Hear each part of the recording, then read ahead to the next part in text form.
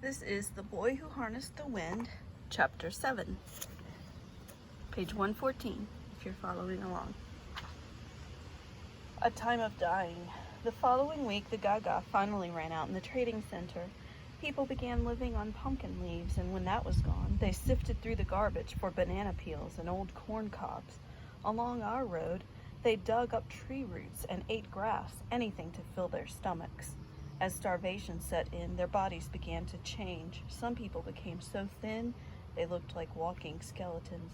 Others came down with kwashiorkor, a condition caused by the lack of protein. Instead of shriveling like everyone else, their arms, legs, and bellies swelled with fluid and became fat. It was another of the famine's cruel jokes. The reality was that they were dying. Every day the starving people stopped by our house and begged my father for help. They saw that we had iron sheets on one part of our house and thought we were rich, even though they were fastened by stones. Some of the men said they'd walked 30 miles. "If you have one biscuit, please, I can work," they begged, their bare feet so swollen they couldn't wear sandals. "We're now 6 days without eating. If you have just a small plate of Nasima." "I have nothing," my father insisted. "I'm barely feeding my own family." "Just give us porridge," they demanded. I said no. A few men were too weak to continue and slept in our yard all night. The ground and wood were too wet for fires, and when the rains came in the darkness, they curled up under our porch and shivered. By morning, they were gone. A few nights later, we were sitting outside having our meal when a man approached from the road. He was covered in mud and so thin it was hard to understand how he was even alive. His teeth protruded from his shriveled mouth, and his hair was falling out. Without saying hello, he sat down beside us. Then, to my horror, he reached his dirty hand into our bowl and ripped off a giant piece of Nasima. We sat there in shock, saying nothing as he closed his eyes and chewed. He swallowed deep and satisfyingly, and when the mouthful was safely in his stomach, he turned to my father. "Do you have more?" "I'm sorry," my father said. "Okay then," the man replied, stood up, and walked away. The crowds continued to pour in from the bush. More than ever, they converged in the trading center, like herds of crazed animals driven together by fire. Women with gaunt, ashen faces sat alone, pleading with God, but they did it quietly and without tears. Anguish was expressed mostly in silence, since few had the energy to cry. Some traders still spread their tarps in the mud and sold grain, but the units had become smaller and smaller, and its price was like gold, like buying the universe and stars in 1/2 kilo. Crowds gathered around, but mostly to stare in stunned amazement, as if watching a dream in heaven. Those with energy used it to scream and beg so that their families might live. "Bwana, just a small plate of flour for my child. That's all I need. It's for my child." If I start with you," the traders answered, then said nothing at all. The ones with energy edged closer, lunging like a wolf pack whenever a kernel fell to the ground, shoveling gravel and all into their mouths. Each group told a different story of the dead. "There was one man who'd spent days looking for food," one man said. "One morning, he decided to nap under a tree and never woke up." "I was cooking," said another. "When a man came and sat down, he said he needed to eat, but before the Nasima was ready, he too was dead." Others had gone so many days without eating, the first bellyful of food sent their bodies into fatal shock. One woman stepped over 2 dead men on the road, still pitifully clutching their hose. Men whose legs had swollen with kwashiorkor tried to drain their giant blisters with a knife, only to die later from infection. The people on the roads weren't the only ones wasting away. One night in early February, I sat down to eat my small portion of Nasima and noticed Kamba standing in the open door. His head hung low and his eyes drooped, and by the lantern light, I could count each rib pressing beneath his skin.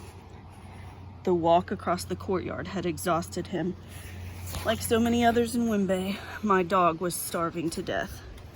His last big meal had been the Christmas goat skin, which had given him strength and even added a little weight, but since then, I'd managed to feed him only 5 times, just a small handful of Nasima and a little more.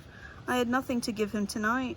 Sorry, friend, I said, and felt a lump swell in my throat. I just can't share. It didn't take me long to eat. When the food was gone and out of sight, I stepped over Kampa and went to my room. I lay down in bed and fell into a strange, fitful sleep. That night, I dreamed that my stomach had taken over my entire body, filling up my arms, legs, and head like a great big balloon.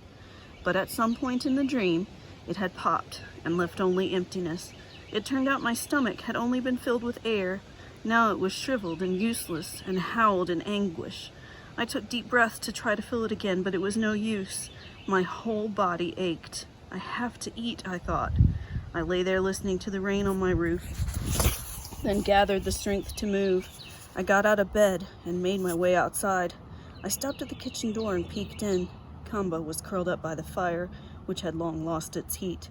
"Kamba!" I shouted. "Let's go hunting!" The very word made him shoot upright as if he'd been shocked. He slapped his tail against the floor and struggled to his feet.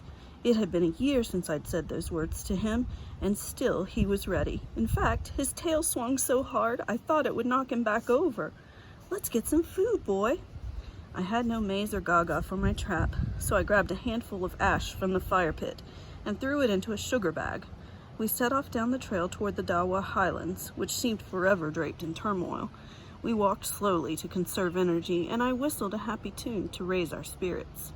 The maize in our fields was growing tall and green, and I knew it wouldn't be long until we could eat. Maybe a month, perhaps a bit longer. Soon this darkness would lift. I looked across the sky for birds, but saw none. At the trap site, I fastened the rubber to the poles and set the trigger. I sprinkled the ash along the ground and sighed. It looked pathetic. "Let's hope these birds are as hungry as we are," I said. "If we could get 3 birds, perhaps tonight I could sleep better. Perhaps Kamba could gain some strength and hang on for another week." I took the rope and dragged it behind a nearby tree where the dog and I stretched out and waited. He immediately fell asleep. 15 minutes later, a small flock of birds swooped down and landed beside the trap.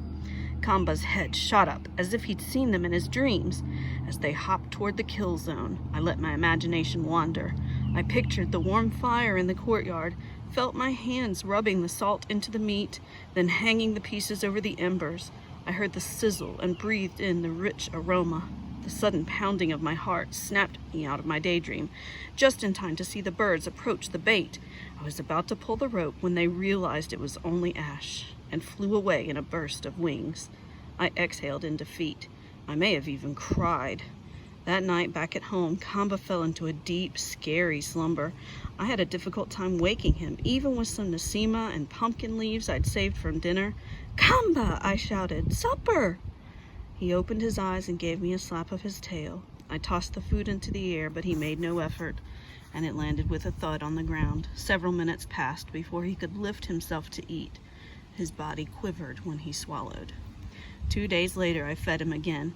It was only some pumpkin leaves, so I walked over and spooned them into his bowl. "I wish it was more," I said, "but it's all I can manage." But as soon as the food hit Kamba's stomach, he vomited it back up. I knew the end was near. "Just wait 1 month. We'll be feasting in a month." The next morning, my cousin Charity stopped by the house. He was with his friend Mizek, whom I didn't recognize at first. Mizek had always been a big guy, a real bruiser, but now I could see the skull in his face. When he saw Kamba, his voice got a bit crazy. "Look at this thing," he said. "This dog's pathetic."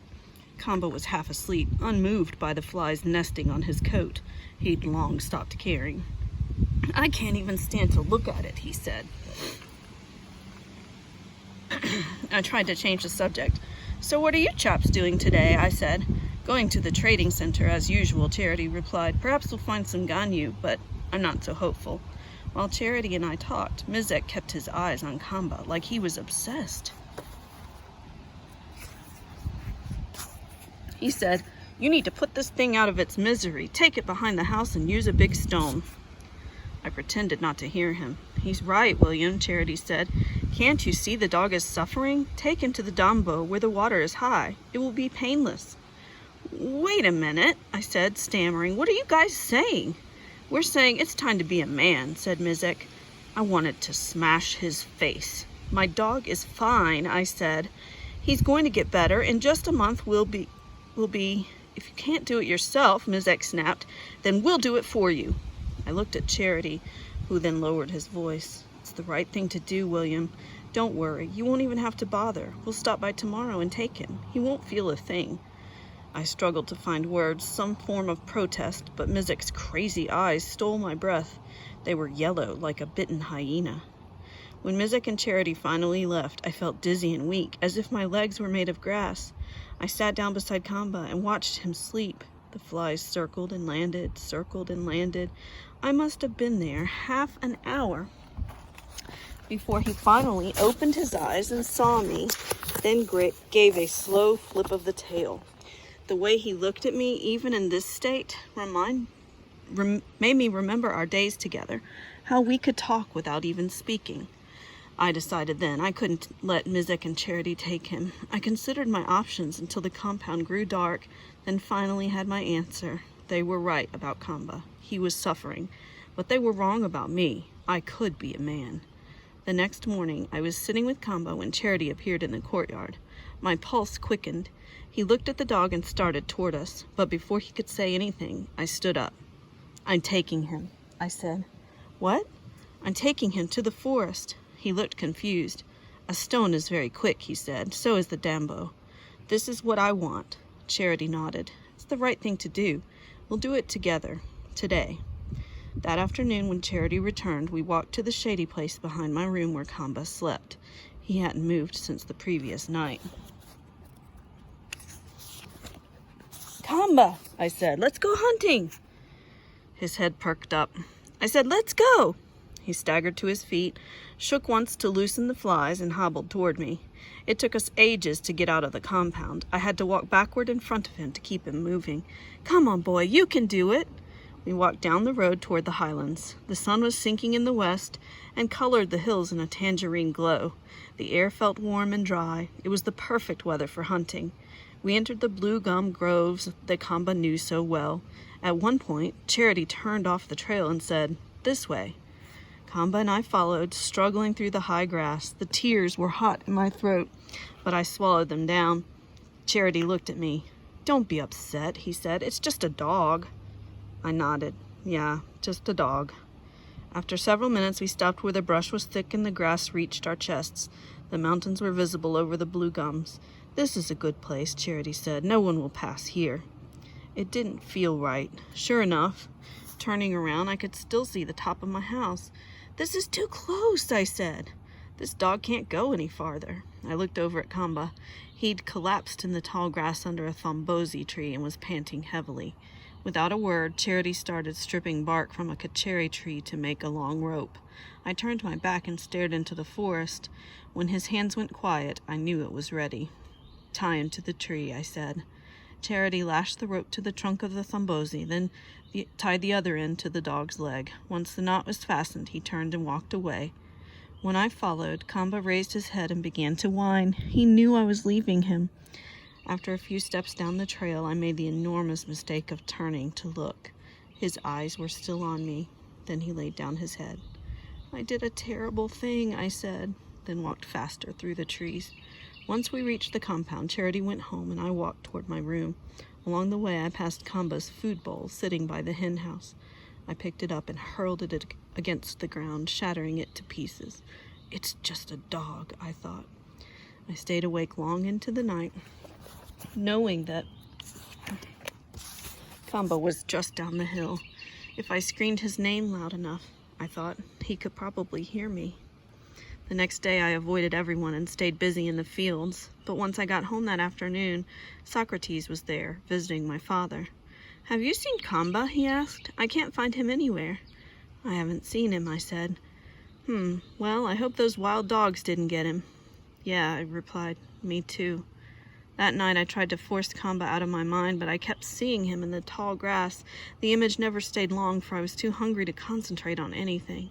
The next morning, Charity found me in my room. "Let's go see what happened to Kamba," he said. "What do you mean?" "Let's go see if he's dead."